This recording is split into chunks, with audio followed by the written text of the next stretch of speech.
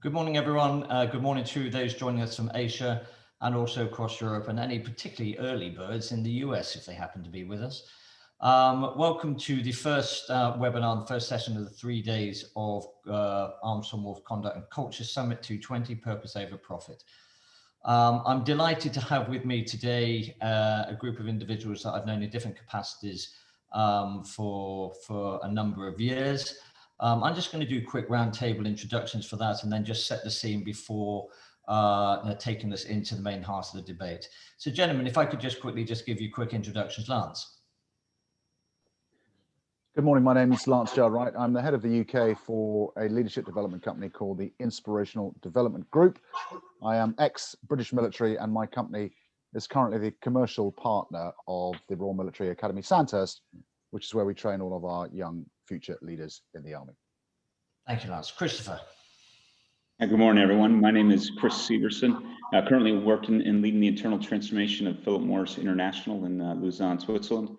I am a retired Marine Corps officer, U.S. Marine Corps officer, and F-18 pilot. Excellent. Sam. Sam McGrath. I'm a former British Army paratrooper and now look after the non-financial risk and conduct agenda for the Wholesale Bank of Standard Chartered, as well as driving a transformation across the 3 lines of defence for the group. Thanks, Sam. Stuart. Hi, good morning, everyone. Stuart Tootle. I spent 20 years as a soldier, primarily in the parachute regiment, then 10 years as a global head at Barclays. I'm now a partner in a consultancy called Matero Consulting, where we fuse military decision-making and leadership for the benefit of our commercial clients who want to change the way they work. Thanks, sir. Ashwin. Good morning, good afternoon. I'm the Chief Operating Officer for Mizuho Securities Asia ex-Japan, covering both markets and investment banking. Prior to Mizuho, I spent a number of years at HSBC in a variety of different roles. Thank you. Thank you very much, gentlemen. What I'm going to do is just give a quick summary of some comments, and that this session is actually a follow-on session from one that we had last summer, where we had Lance, Stuart and Chris attending that. That was based upon what was then the unfolding paradigm around how to meet, managing and leading a dislocated workforce and taking it through the pandemic. At that point, we were discussing that there were potentially some transferable skills and experiences from the military and the way that the military run its and lead its own forces into commerce and industry. Particularly actually when we had with Chris, Stuart and Lance that were ex-military and now actually applied their art into different areas of commerce and industry. 12 months on, I think any of us all of us would have been surprised to still find us in the same dislocated distributed workforce model. And in many ways, I think some of the things that we discussed last summer resonate even more so today. And in fact, through the Armstrong Wolf Institute, we've been partnering a number of companies actually developing the specific training modules on the request of a number of the CEOs that we're working with. So therefore, what I thought would be a good thing to start off with is allowing that we're 12 months on, and hopefully a number of you who are listening in had the point of view that was actually written post that by the three on the call here. I thought what I first do is I'm just going to go to Lance, Stuart and Chris to give their short reflections on what we talked about last summer, but actually now 12 months on, whether they've got any refreshed thoughts or different perspectives. At that point, post that, I think we gather our thoughts, and then I'm going to go to Ashwin to bring him into the conversation and lead the conversation. So, Lance, could I turn to you first then in relation to your thoughts 12 months on from that initial conversation that we had and the webinar we had last summer? Thanks, Morrison, and hello, everyone. Well, the thrust of the theme of what we talked about last summer was mainly posited around what we might call mission command, which was this military approach to empowerment and delegation.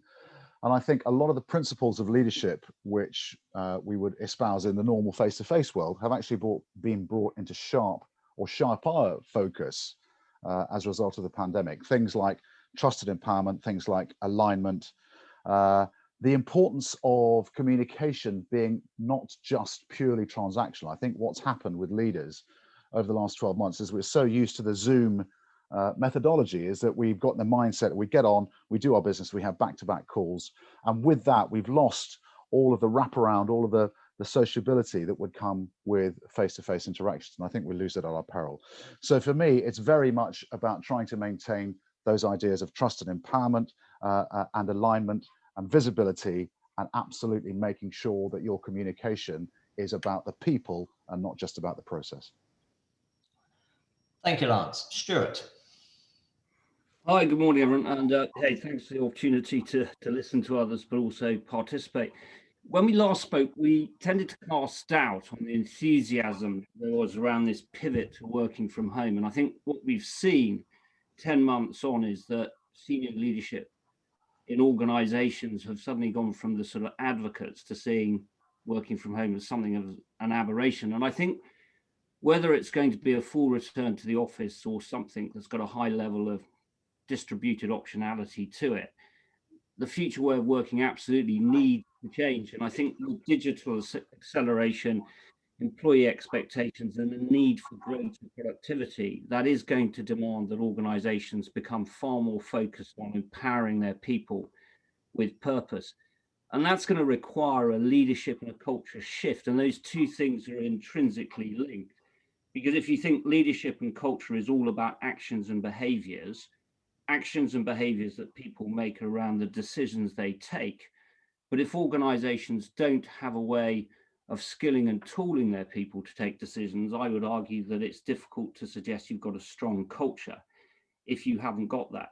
And Lance mentioned mission command, and that's all about decision making at its core to empower people at all levels of an organization to make decisions to fulfill the intent that their seniors set them. So I think even more so today, leveraging that military experience properly blended in the commercial world is a really powerful learning perspective. Thank you very much, Stuart. And Chris. Yeah, thanks, Morris, for having me on. Great to have to be with everyone this morning. Morris, a couple of reflections coming back roughly a year later. I still think this idea around, I talked about burning platform of time.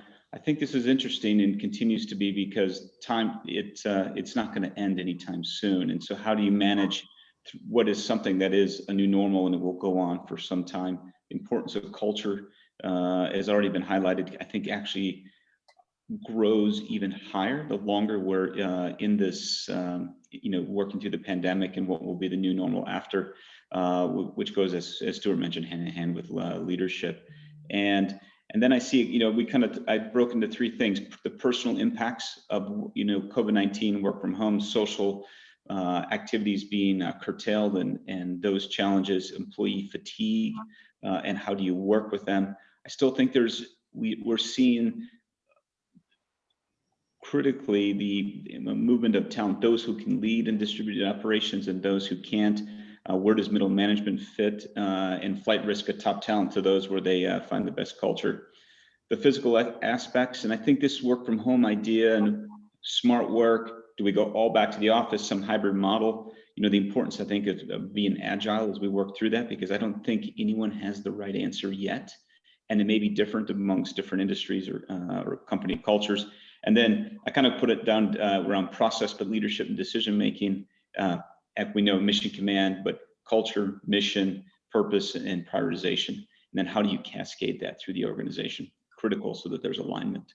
And then the leadership to execute. So how do you train and lead, train leaders and lead when we're working in multi-site distributed work from home, high communication, high collaboration requirements? There's some thoughts, Morris. Thank you very much, Chris, and thanks to the three of you. I'm now going to turn to Ashwin. I think the interesting thing, Ashwin, is that in many ways, being the COO, that you're quite adept yourself from a leadership perspective of managing a distributed or dislocated workforce anyway, because of the multi-jurisdictional, multiple locations that any COO would actually have. And also not coming from a military background per se. I'm just wondering if you look at the problem statement more around leadership, from your breadth of your experiences, how would you set the tone of this conversation on the back of what we've just heard then, Ashwin? Thanks, Maurice. Yeah, it's very interesting listening to everyone else before. I think the key challenge as a COO is for us nowadays is clearly there's a requirement to be a lot more agile, responsive, not just internally, but also externally as an organization. And collectively, the sort of governance and the structures that have been built around organizations are more driven by, to a large extent, collective decision making, and a formal reflective process sort of ahead of execution. So I think, the question that we have is how do we truly create an environment that actually empowers individuals to be able to take decisions at a time when there's increasingly personal liability as well, particularly in times of uncertainty that we've come through. But at the second sort of at the other end of it is also an opportunity, because increasingly as we start hiring more and more people, particularly as we see younger graduates coming through the sort of the pipeline, there is a demand for people to be empowered, for people to sort of listen in terms of what the organization is doing and transparency of information. So in a funny sort of way, whilst there has been clearly a challenge in terms of how do we sort of decentralize decision making whilst respecting the corporate governance, how do we also begin to start using this as an opportunity to truly bring forward a more empowered and inclusive workforce right across different layers of management. And sort of very briefly, just as a food for thought, I'll leave through a couple of practical things that we have seen come through. I think to a point made earlier around the risk of communication becoming more transactional with technology, I think the point about having a clear simplicity of purpose becomes a lot more invaluable, because that's got a couple of things. One is it's easier for teams to understand in terms of what our core purpose is, and to a certain extent it helps people resonate with their individual values as well. So give someone an example of saying, well, one of our top purposes is to become the most trusted partner for our clients regionally, and that in itself can connect with business teams in terms of driving innovation, operational and infrastructure teams in terms of ensuring resilience and sustainability, so on and so forth. So as a management team, sort of the key areas have been, how do we sort of keep our purpose simple and then translate that message into meaningful statements of intent across various levels of the organization. And one of the things that I've found most helpful, whether through the pandemic or other initiatives, is use that to almost create sub-working groups that get sponsored by the Exco. And that allows quite a lot of agility in terms of connecting through the organization, as well as coming up with solutions that actually resonate with some of the key purposes or objectives that we've set up to ourselves. And I think over a period of time, that has two benefits. One is it helps break down silos because you try and create these focus groups cross-functionally. And two is it actively starts building a muscle memory. So regardless of whether it's an external sort of pandemic scenario or an internal change, people get more and more in tune and confident of actually sort of communicating as well as proposing action. And then sort of the more traditional formal forums have also begun to get a lot more agile to be able to respond to the outcomes of these. So I think these were just a couple of thoughts that really came to mind in terms of how perhaps some of the recent events have been more of an opportunity, because a lot of this is a cultural change to a point made earlier, rather than just sort of enabling processes throughout the organization. So I think those are a couple of areas where personally sort of I think it's been quite informative, both as a leader, as well as quite humbling as well, to be able to start driving some of these changes forward across the organization. And Ashwin, just on one additional point, I recall that we had the conversation where you saw one of the challenges, in some ways the benefits of technology in relation to enhancing processing and efficiencies and cost is a benefit. But on the other side, it actually demystifies complexity. And when on one side you're trying to hire the best people, the best intellect, but actually you're taking them into a role that potentially isn't going to be fulfilling for them. And therefore you've got to release that talent in a different way and empower that talent. Do you see that also was one of the byproducts, or has it been accelerated by the last 12 months? I just wonder where that fits into the spectrum of the leadership challenge.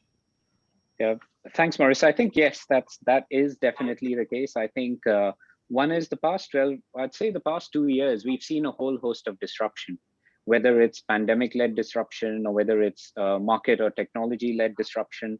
And I think the most agile way that we've sort of looked at sort of addressing that is as a business, potentially setting up something like business incubators, where you can sort of start setting up, bring together a bunch of individuals, both front to back, with a target view of trying to set up proofs of concepts and trying to move that forward, and then being quite agile in terms of working out different use cases and moving there.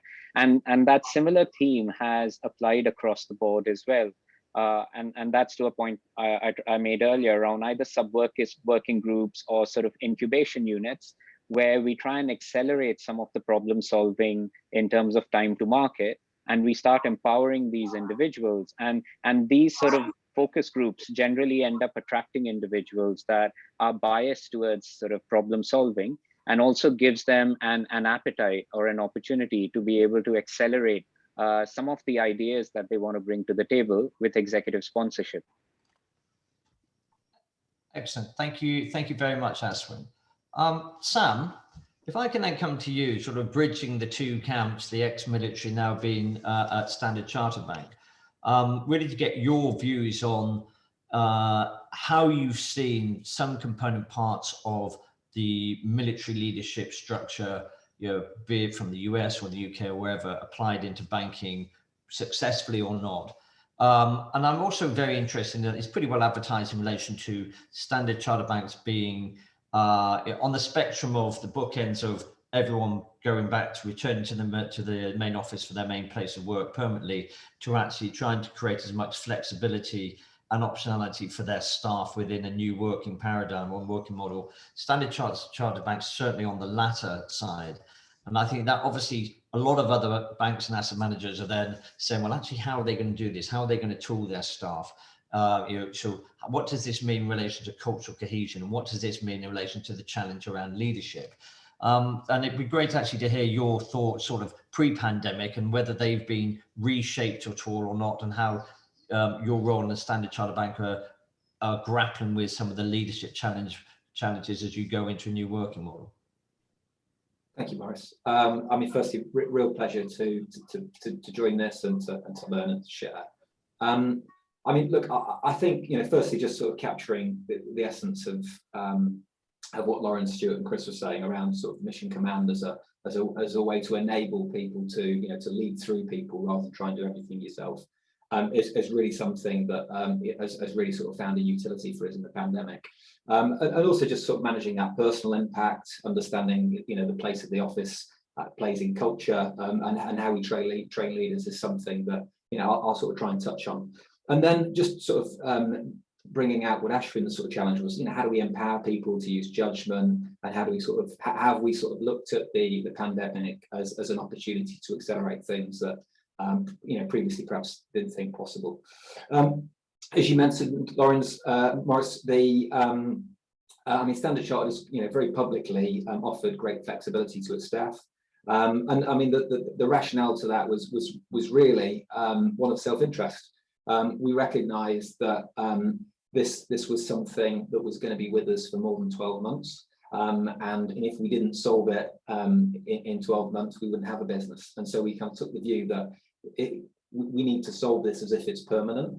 And that's really sort of catalyzes all the sort of the energy, the leadership focus, the technology enablement in order to kind of make it a success.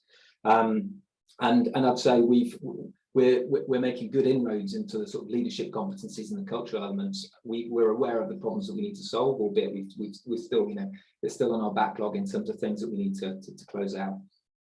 The first thing I'd say is, what's clear to us, it's what's clear to me as an ex-paratrooper and someone in working in a bank, is our people leaders remain the critical enabler of strategy execution, and also the key control for risk management. And so, how we get them to effectively lead remote teams, deliver ambitious performance targets, instill a risk culture that proactively identifies and manages risk, has got lots of parallels with the job that many of us did in the military. What I would say is, and you know, it's a bit like Ashvin's question. You know, to what extent do we hire bright young people and then sort of get them to just kind of to fill in boxes, and we you know, they almost lobotomize themselves from having to sort of follow a process. You know, how we instill in judgment, you know, is I think something that we're sort of maniacally focused on.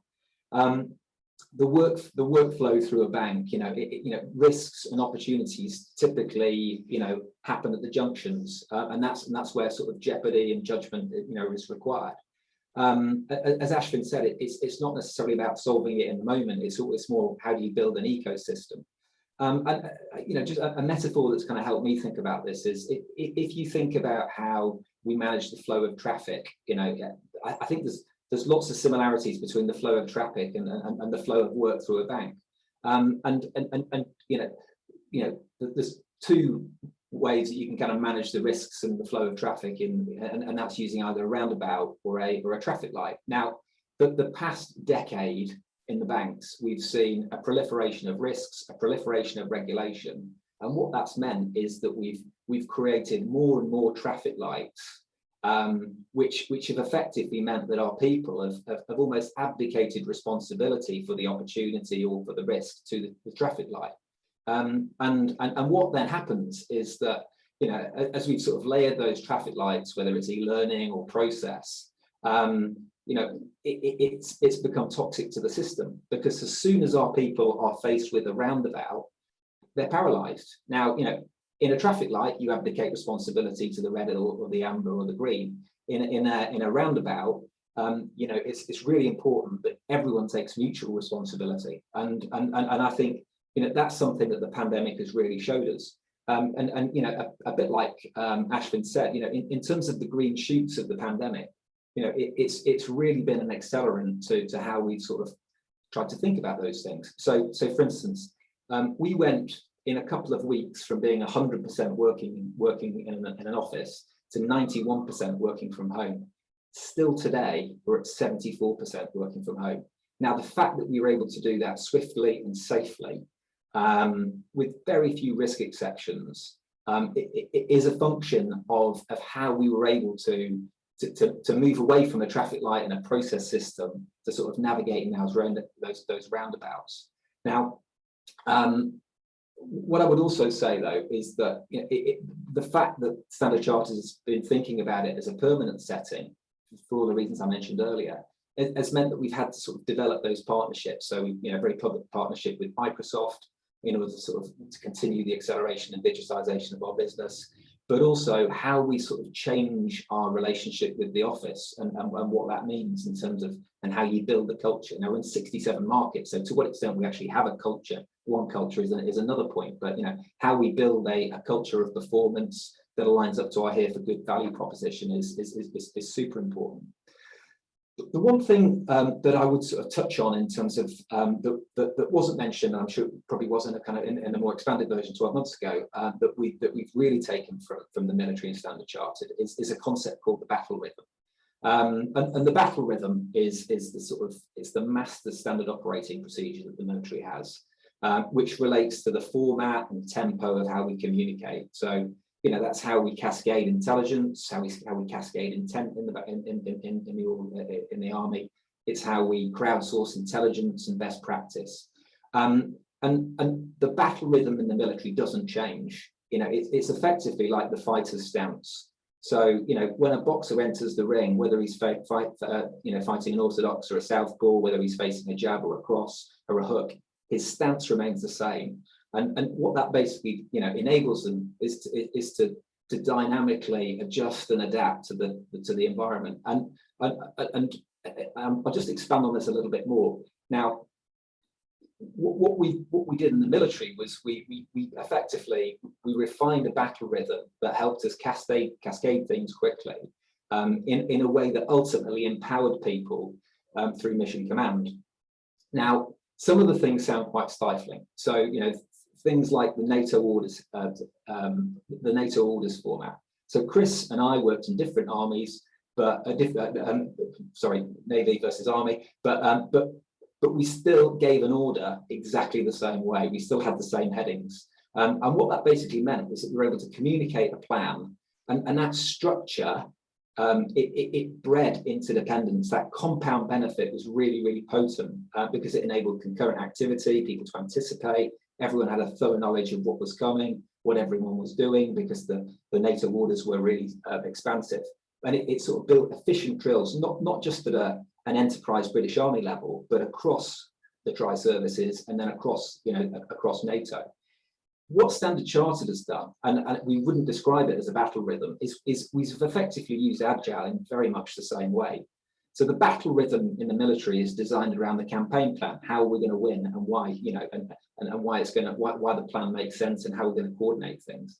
In Standard Chartered, what we've really gone along Agile, and the primary mechanism, which in many ways relates to an operations intelligence brief in the military, is something called the quarterly performance review.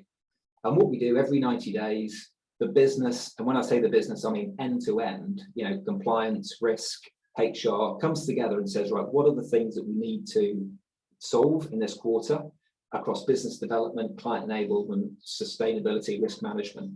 And that mechanism, that forum is then the forum where we cascade intent, but also where we make those trade-off decisions around how capacity is allocated, what we're going to do and what we're not going to do. And in a 2-hour session, everybody in a business is really clear on what the main prize is for the next 90 days. Now, then what happens underneath that in fairly standard Agile format is each team then basically forms its backlog and its planning aligned to the business's quarterly performance review intent. And so, what does that mean? Well, it means that we're really disciplined around making sure that the 2 weeks that we're doing aligns to something that's on the scorecard, that we're going to measure it. And every 2 weeks, we have daily stand-ups to check in. And those daily stand-ups are really an accelerant to mission command. Because, in 15 minutes, that our teams are finding that they're able to create autonomy for their teams for the next 24 hours by responding to any clarifications, removing any blockers, much in the way that that the military would come together on for the daily prayers as a way to just really answer any questions and make the ship go faster. And then every 2 weeks, much like the military, the military does a thing called the lessons learned or lessons identified, I think it's called now, because we weren't always good at learning lessons, but we identified them. We do a retro, and in that retro, we understand what's worked well, what's not worked well, what we need to do differently.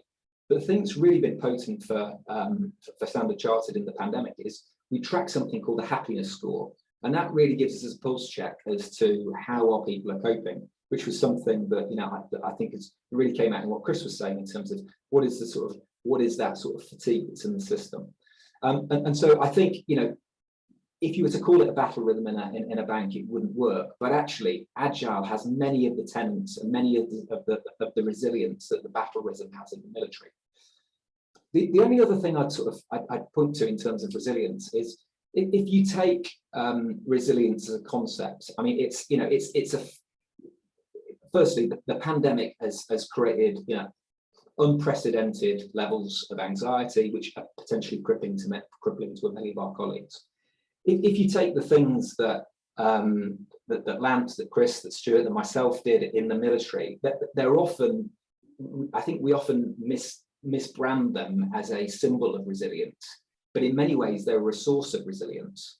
And actually, what we're sort of starting to realise is that the pandemic has tested and built resilience in our teams. Now, there's one challenge which I'm going to sort of put back to the group, and that is, if you take how resilience is developed, it's normally exposure to a non-lethal dose of something which is toxic. Now, the way that I managed that when I was running paratrooper selection is to make sure that people thought that we were going to fail and they thought that thing was going to kill them, but they just managed to get through it. And in the process of doing it, they realized they were capable of more than they thought they were. Now, the key really for building resilience in banks and pandemic and distributed working is not only people leaders being able to manage mission command, but also calibrate that pressure in such a way that it's building resilience at a point where our people are able to thrive rather than just survive. The other thing that I think has been a real learning for us is that seniority is offering a correlation to resilience. So the more senior you are in an organization, the more resilience that you've acquired. but particularly in home working, particularly across the markets that we're in, actually that seniority is also correlated to having better work from home conditions. And so you've got people that have got probably older children, better internet, their own office, that are more resilient, and they've become dislocated potentially from staff that have got less decent resources, less resilience, and sort of managing that dislocation is something that we're sort of super focused on.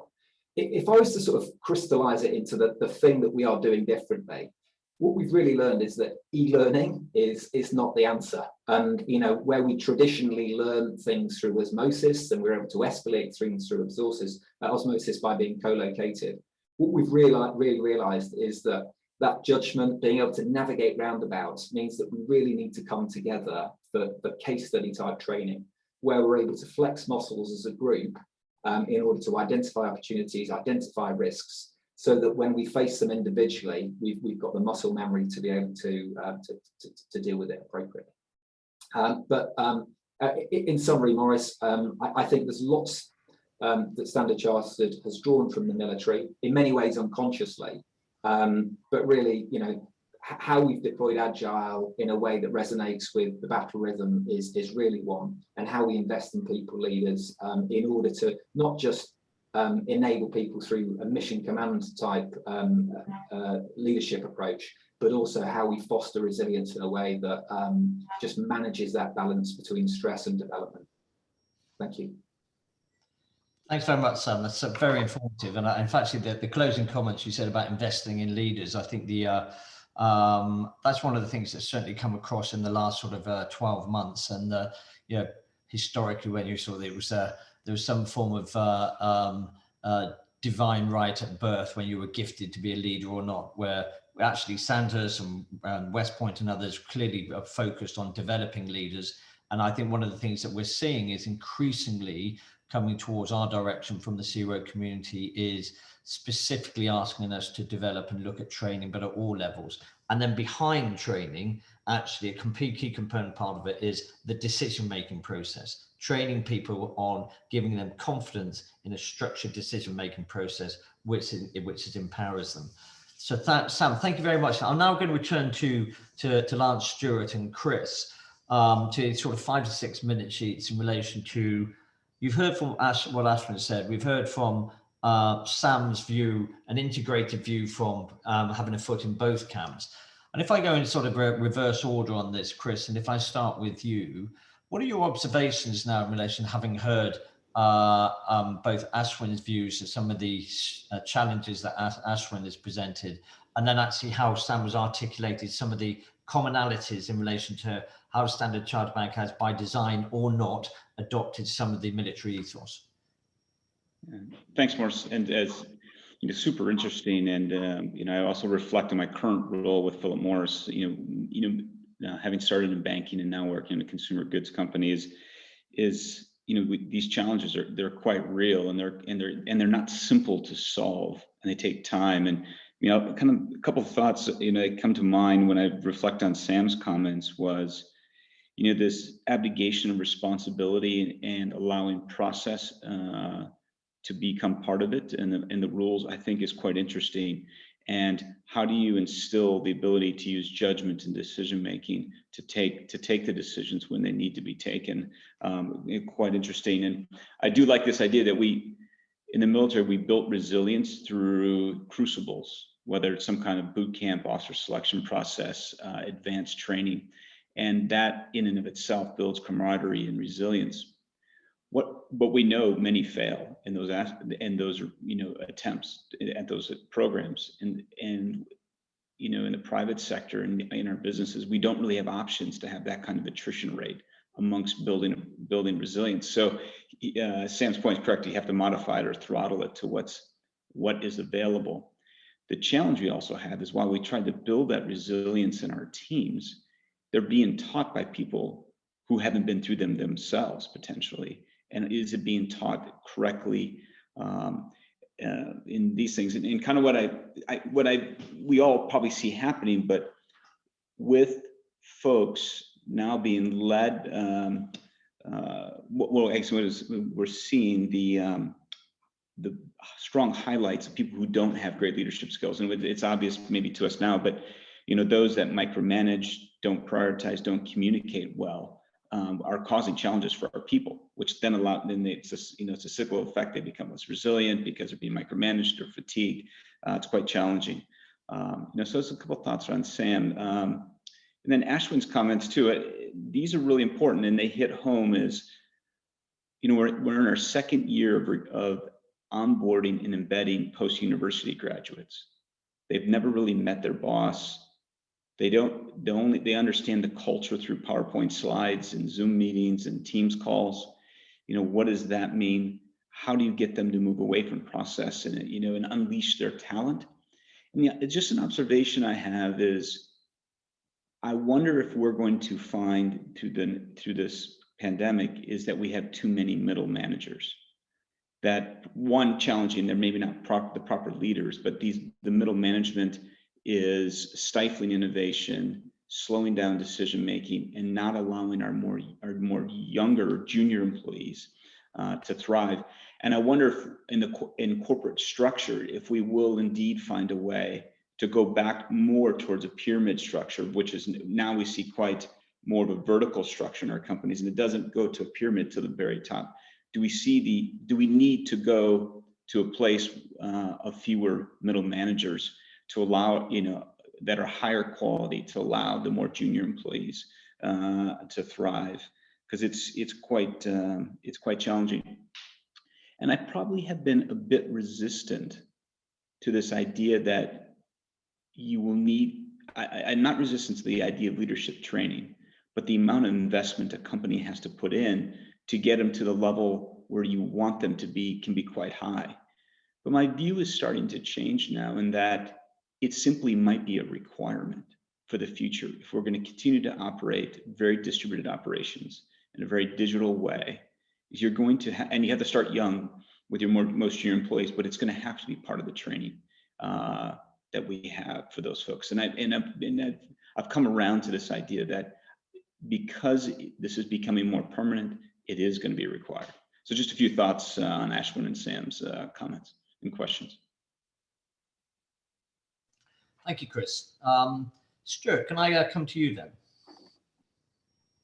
Yeah, I think it was fascinating to listen to all the speakers, and particularly much of what Ashwin and Sam said sort of aligned. And some of my comments on that is that we talk a lot about culture in terms of the what, but we don't talk about the how, of how do we codify it, how do we equip people with the skills and the tools. And I saw this at Barclays, and I think Chris was there at the same time. Post LIBOR, there was this massive culture shift, millions and millions of pounds spent into it. But it was about the what and the why, but not really about the how. It was never codified to what did it mean. And it goes back to the fact that leadership and culture equals actions, actions equal decisions. If you don't teach people how to make a decision, arguably you've got to question whether you really have a strong culture. And I think the mission command leadership philosophy has really looked about how do you have, and Sam mentioned this absolute clarity of intent about the what and the why, but you delegate the how to your junior leaders to fulfill the intent of their seniors. And there is a combat to commercial applicability here. So if you think that the world's beginning to collide, the military and the commercial domain, so both of them have witnessed the dizzying pace of technological change. Both of them have seen this proliferation of non-traditional actors, the disruptors in their market space or in their battlefield.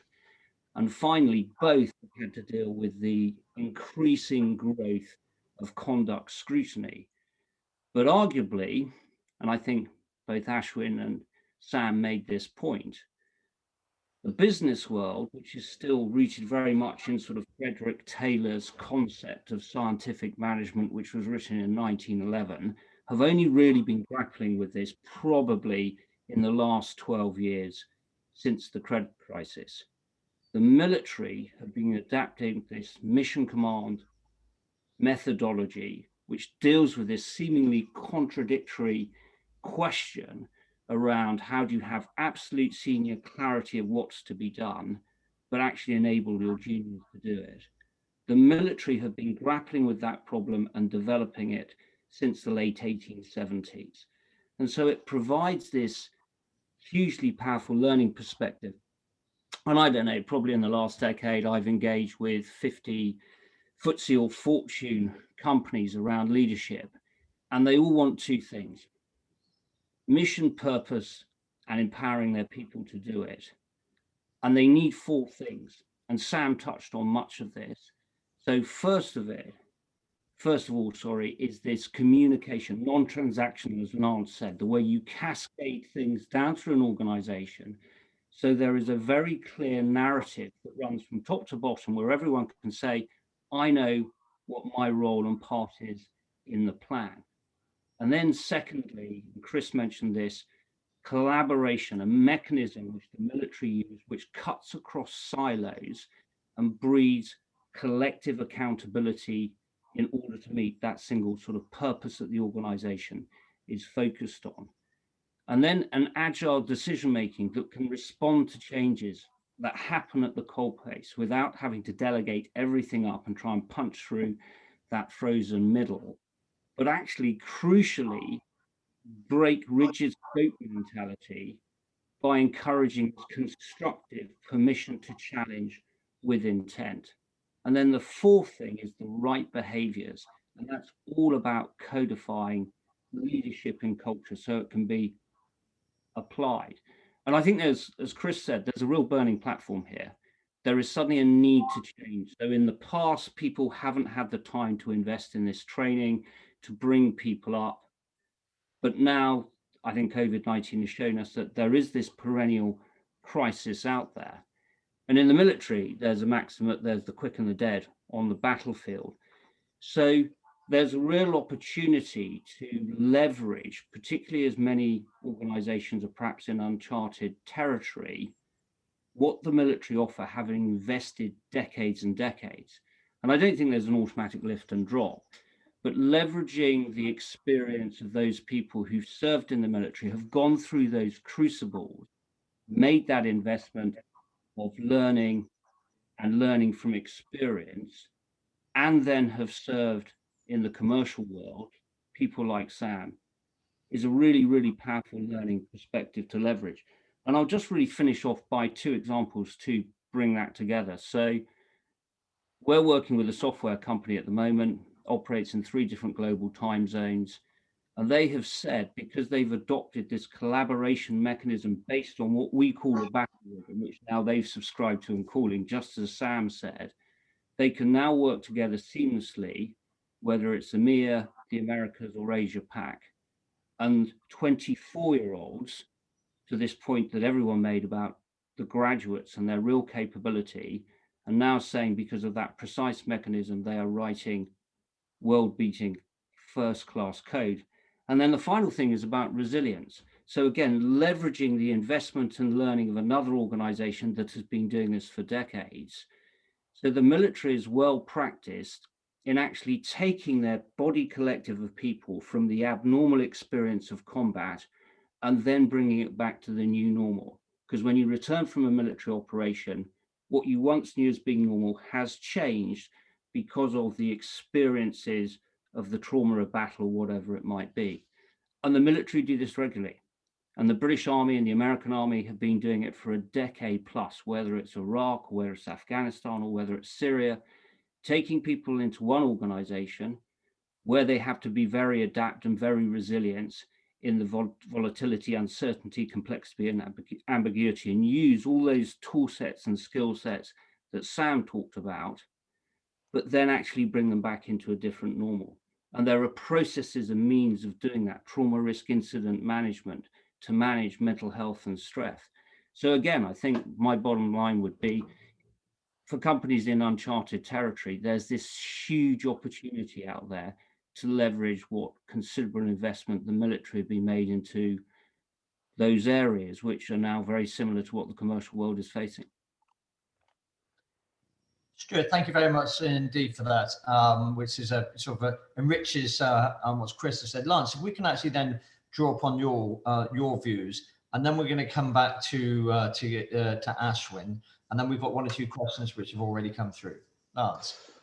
Thanks, Morrison, and thanks to all the previous speakers. And clearly, I don't want to be going over old ground again. I think for me, it absolutely boils down to the people, and that now might sound like a bit of a tired cliche, but you know, all of the concepts, all of the frameworks, all of the things that we've been talking about to date are completely valid, and I obviously absolutely subscribe to. But for me, it is the whites of the eyes.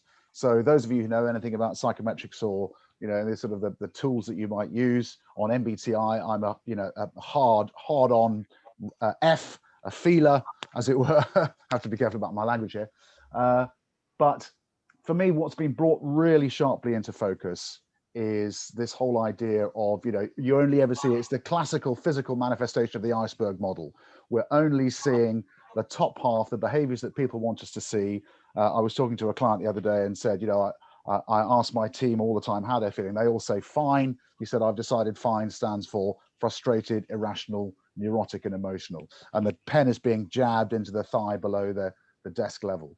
So for me, I think what's been brought into sharp focus is all of this stuff about culture. And I think Stuart's point was very well made. And it's the how, you know, what questions can you ask to properly divine how your team are actually feeling, whether that's then making time to be just on one-to-ones or calling them on the phone so they don't have to be on Zoom, so they don't have, you know, some people don't want to be seen and they feel more at ease just speaking on the phone, getting people to take calls while they're walking outside, you know, whatever it might take, the techniques that enable them to feel that they are being treated just as people, not just as a set of, you know, production line hands, as Henry Ford said.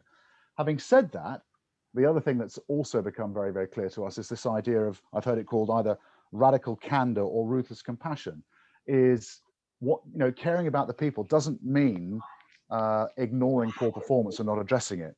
And actually that whole idea of being cruel to be kind, sometimes, you know, these sorts of things need to be surfaced more quickly, because if people are suffering, they're starting to dig themselves in a hole.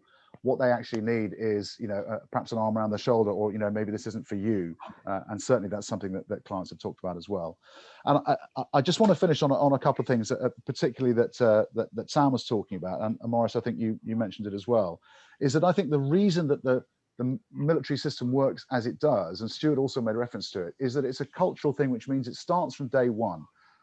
Whether you go to learning to be a private soldier in one of the depots around the UK, or you go to the Royal Military Academy, Sandhurst, from day one, the way that we do things around here is made absolutely crystal clear. Hence you have the common language, hence you have the common orders template, which is common across NATO. And therefore, I think that when we talk about leadership development, leadership training, it has to, as a couple of the previous speakers have said, it has to start from the word go. It's no use waiting for 5 years and thinking, oh, these are our best bet, this is our top talent. You've got to start that process from day one, because that's how a culture builds. And one of the things we talked about Mission Command a lot, and I don't want to go over old ground here, but one of the concepts that we try and implement in the military is whenever we go on exercises, whenever we can, we try and get young leaders to operate at least one level above where they are currently operating, so that when it comes to the real thing, they are used to that level of thinking. They're not taken by surprise. There's almost an expectation that they are going to be asked to make decisions at a higher level at which they're used to. So the sooner we can give people that familiarity and that ownership, I think that's really, really crucial. So I'll finish there, Mark. Thank you very much for your perspectives there. We've got 11 minutes. We had a couple of questions come through, but I think what I'd like to do is we come back to Ashwin. You've heard of some pretty enriched and informed views, all looking at the common challenge around leadership adoption, etc. Ashwin, what have you drawn from that, or what comments would you like to make? Thank you. No, it's been fascinating, and a lot of the comments made sort of have deeply resonated with me as well in terms of what we're trying to solve for. Just coincidentally, to Lance's earlier point, you know, we're actually thinking of having an external body help us go through an internal session called Zoomed Out, to try and ensure we're asking ourselves the right questions and trying to bring, you know, some of the issues that everyone's grappling with more honestly. But I think coming to your question on the leadership debate, I guess, look, there's always been a balance between management by authority and management by influence. And I think, when it comes to management by authority, what the pandemic's recently shown is, that does need to be delegated, that does need to be better empowered to be able to respond as quickly as we should, and our staff and clients expect us to.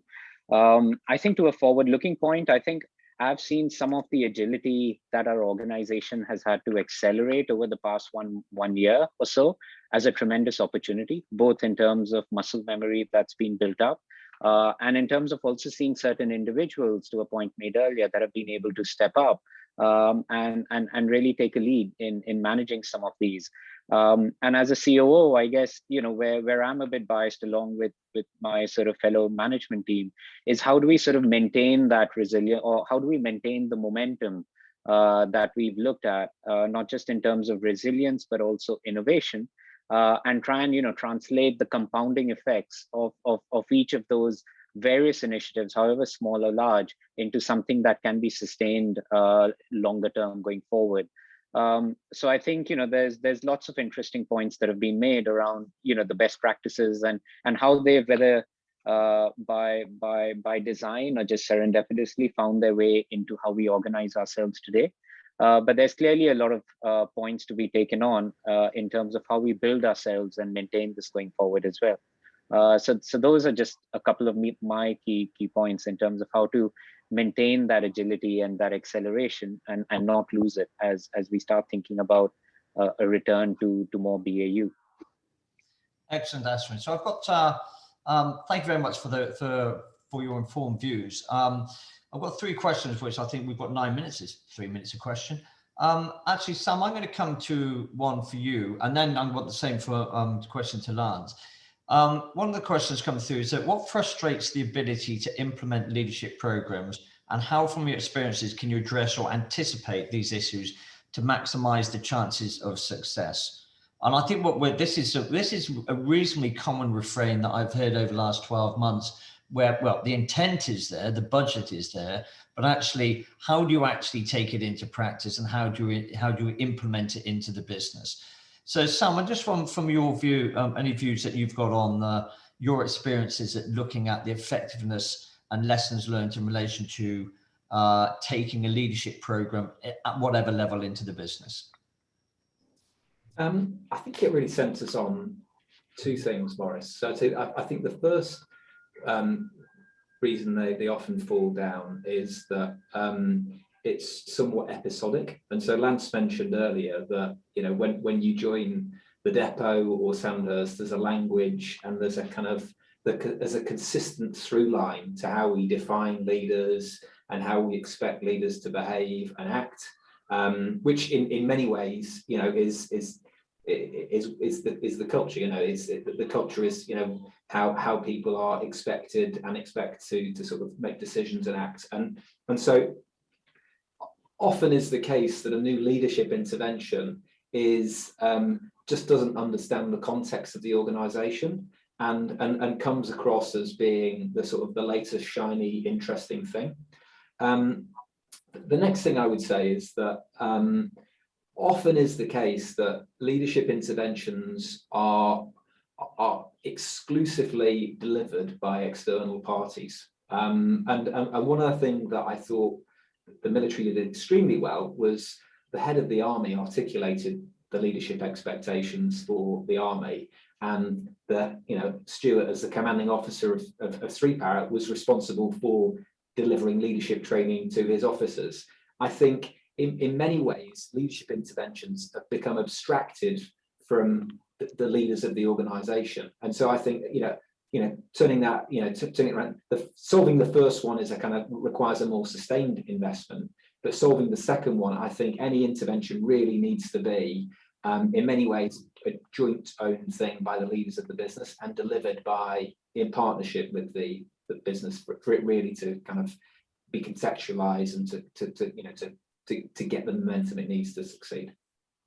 Thank you, Sam. I think the other observation I'll say, it's a sweeping statement, but if I look at the many years I've had working with the COO community, I think leadership training is almost like a retrospective investment a lot of the time. someone arrives at the point of leadership and then they're given the training to be a leader, as opposed to actually it's starting at, at the most junior levels. And actually, we said about the indoctrination from point one, when we all walked through the gates at Sandhurst, from day one, you're taught about the motto and the importance of the motto, serve to lead, that your role is to actually pass out of Sandhurst and actually to lead your soldiers, not the other, not the expectation the other way around. Lance, you've obviously, from a commercial context, you've interfaced with multiple companies in relation to have the appetite, the intent, and the capital come and help us. What have you seen from what frustrates the business's ability to not just get the training done, but then take it into being part of the DNA of the organization? Yeah, thanks, Maurice. So, and there's one point that you made, which is absolutely germane, which is the whole, retrospective. You sold the most shampoo, therefore you get made the leader of the shampoo sales team. Oh, and by the way, we might give you some leadership. Completely different skill set. And the point that Sam made, that any kind of program has to be visibly supported and sponsored by the senior leadership. Otherwise, what's the point? So the sorts of objections that we get is, this is completely nebulous. It's behavior. How can you demonstrate return on investment? On top of that, of course, is the sheer cost element, the time out of the business. They need to be doing X, Y, and Z at their desk, and you're taking them away from that. Who owns it? It's seen as a box ticking exercise. All of those sorts of objections. I mean, one of the very, very simple remarks that I've heard before is, someone sucked their teeth and said, "Oh, this looks very expensive. Well, what if we spend all this money on our people and then they leave?" To which the answer is, what if you spend no money on them and they stay? I mean, the whole idea of development is, what's the alternative? If you're not going to give them any training and development, you therefore are expecting them just to either know it or to make it up as they go along. One of which may be working, the naturally talented people who just happen to be brilliant communicators, inspirational, etc., etc. But I think the majority are on the other side. So I think to me it's an absolute no-brainer. Of course, I would say that, wouldn't I? But I think that the point, as we've been making already, is just hammering at home, is that it has to be a through life process, just like it is in the military. Thanks, Lance. I think what they say about leadership, they say that only 50% of leadership training works, but no one's worked out which 50% yet. So, right, we've got 3 minutes left, and I'm going to give 90 seconds each to Stuart and also to Chris. A question coming from Jonathan Scott from Standard Chartered Bank. To what extent is unified command a critical enabler of mission command? Modern military thinking has put great store into combined and joint command during operation. Stan McChrystal's team of teams, can this reflect across the business world? Chris, can I come to you as a fellow American of Stan McChrystal to give your view on that, please? Yeah, thanks, Maurice.